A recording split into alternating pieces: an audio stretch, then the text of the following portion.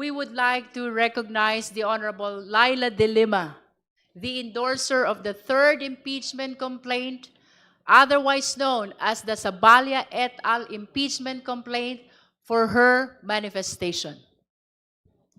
Maraming salamat po, Madam Chair. Madam Chair, distinguished colleagues at sa ating mga kababayan, magandang umaga po.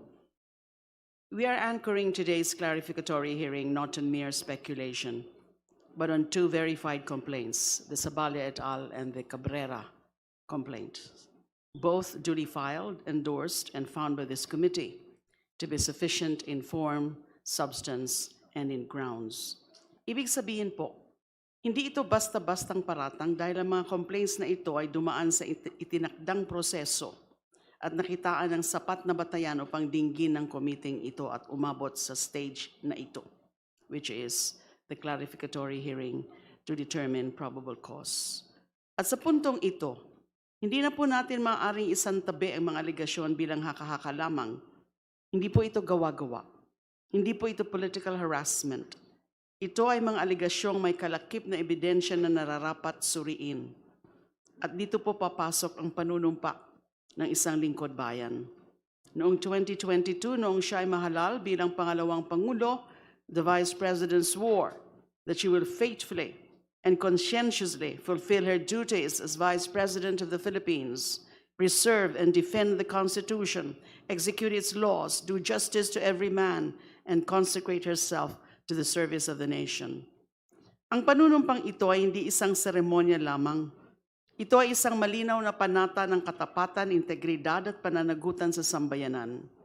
The complaints before us are grounded on documents, audit findings, and a discernible pattern of transactions that raise serious constitutional questions. Malinaw ang focus natin sa unang bahagi ng pagdinig na ito to shed light on the use or abuse of confidential funds. Ayon sa Sabalia et al. Complaint, may isang malinaw na narrative, a sequence of acts that taken together point to the possible misuse and abuse of confidential funds by the Office of the Vice President and the Department of Education kung saan siya ay nagsilbing kalihim. Hindi po iisang disbursement lamang ang ating pinag-uusapan. Hindi ito isolated incident lamang, kundi sunod-sunod at magkakaugnay ng mga transaksyon na kailangang siyasatin ng masusi. In particular, in paragraphs 22 to 71 and 142 to 255 of the Sabalia et al. Complaint, nakasaad ang mga ultimate facts tungkol sa maling paggamit ng confidential funds ng Office of the President. Sa paragraph 72 to 91 and 256 to 267 of the Sabalia Complaint naman po, nakalahad mga ultimate facts tungkol sa maling paggamit ng confidential funds ng Department of Education. Halimbawa po, sa paragraphs 198 to 204 of the Sabalia Complaint, inilahad na sa loob lamang ng mga araw mula December 13 hanggang December 31, 2022, mahigit 100 confidential activities ang sinasabing pinondohan at nagresulta sa aktual na paglabas ng confidential funds. Particular, Madam Chair, on December 23, 2022, more than 100 recipients allegedly got a total amount exceeding 15 million pesos. At kinabukasan, December 24, 2022, 40 recipients ang sinasabing tumanggap naman ng mahigit 5 million pesos. Ayon din sa complaint, ang mga disbursement na ito ay hindi suportado ng sapat at kapanipaniwalang ebidensya na magpapatuloy ng mga aktibidad na pinondohan ay tunay na nangyari. Kapag pinagsama-sama ang mga ito at iba pang mga aligasyon sa complaint, ang mga sumusunod na transaksyon, ang mga sunod-sunod na transaksyon na may malalaking halaga, ang paggamit ng mga pangalang hindi mapatunayan o kaduda-duda, the fictitious or unverifiable identities, at kakulangan ng ebidensya ng proper disbursement in accordance with established guidelines, what emerges is not a simple irregularity, but a pattern that raises serious questions, not only on the use, but more importantly, on the possible misuse and abuse of public funds.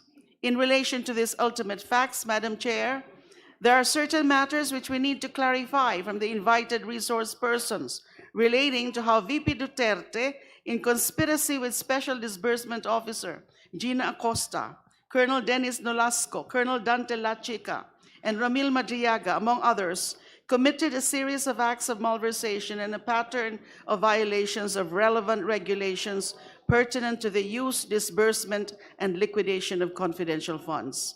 Kaya naman po, natin inimbitahan ang mga resource persons natin ngayong araw.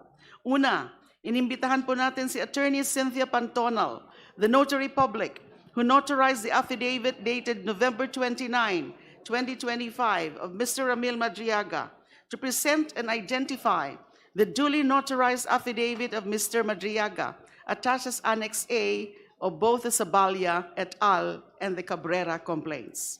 Pangalawa, si Mr. Ramil Madriaga mismo, kaugnay sa kanyang affidavit as Annex A of both complaints.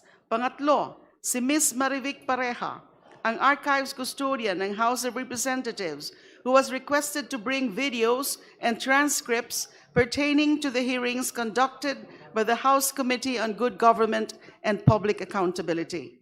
Pang-apat, representatives of the National Bureau of Investigation questioned Documents Division in relation to their previous examination of acknowledgement receipts used for the liquidation of confidential funds. Panglima, ang representative ng Philippine Statistics Authority in relation to the certification dated December 8, 2024, attached as Annex AA of the Sabalia et al. Complaint, and likewise attached as Annex Q of the Cabrera complaint, and the certification dated December 11, 2024, attached as Annex CC of the Sabalia et al. Complaint, and likewise attached as Annex F of the Cabrera complaint.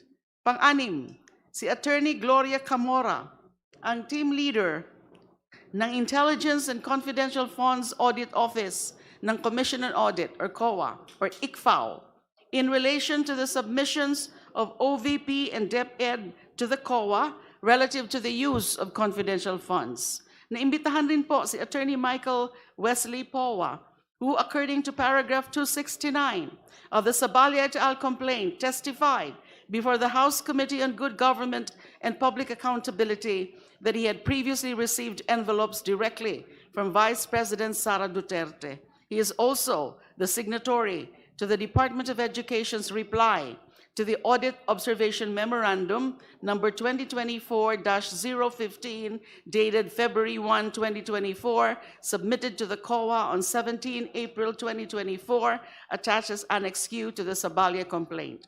Malinaw po dapat sa ating lahat. Ang confidential funds na pinag-uusapan natin ay pera ng taong bayan. Mahigit 600 million pesos po ito na pinagkatiwala kay Vice President. Hindi hiwalay ang impeachment proceedings na ito sa kalagayan ng taong bayan. Magkaugnay po ito because this is the people's money we're talking about. Kaya kapag may alegasyon ng maling paggamit ng pondo, hindi po ito maliit na bagay. Hindi ito simpleng technical or accounting issue or just deficiencies in documentary requirements. This is a matter of public trust. Ito ay usapin ng pananagutan sa taong bayan. Beyond the issue on confidential funds, nariyan rin po ang iba pang equally important issues. Nariyan po ang ultimate facts on bribery as explained in paragraphs 92 to 99 and 268 to 280 of the Sabalia et al. Complaint. Unexplained wealth as explained in paragraphs 107 to 109 and 285 290 of the Sabalia et al. Complaint, and destabilization and threats as explained in paragraphs 136 to 141 and 281 to 284 of the Sabalia et al. Complaint. Ang mga ito po ay nangangailangan rin ng masusing pagsusuri ng komiteng ito. In relation to this, inimbitahan po natin ngayong araw ang mga sumusunod na resource persons. Representative ng Office of the Ombudsman, kaugnay sa Statements of Assets, Liabilities, and Net Worth or SALNs ng Vice Presidente. Representative of the Bureau of Internal Revenue, kaugnay sa mga BIR records ni Vice President Duterte, ng kanyang asawa at mga negosyong konektado sa kanila. Representative of the Securities and Exchange Commission, kaugnay sa mga corporate documents ng mga negosyong konektado kay Vice President Duterte. and representative of the National Bureau of Investigation kaugnay sa mga video containing the alleged threats, the plot to assassinate the President, the former Speaker, and the First Lady. Let us be clear. Sabi nga po ng ating chair, we are not here today to prejudge or to determine already the guilt or innocence of the respondent. Hindi po tayo narito upang agad magdeklara ng pagkakasala. We are here because the Constitution commands us to act. Ang ating tungkulin ngayon ay suriin kung mayroon bang probable cause upang ma-impeach si VP at litisin sa Senado bilang impeachment court. Malinaw po, narito tayo ngayon para alamin kung dapat bang umusad ang proseso ng pananagutan. Today is about accountability to the Filipino people. At kung ang mga complaints na nasa atin ngayon ay may sapat na bigat, kung ang mga alegasyon ay may sapat na batayan, hindi po natin maaaring baliwalain ang mga ito. We are here to determine if indeed public trust has been betrayed by the Vice President and consequently determine probable cause and impeach her. Maraming salamat po. Thank you, Honorable De Lima. We heard the manifestation of the endorser of the third impeachment complaint. And at this juncture, we will be recognizing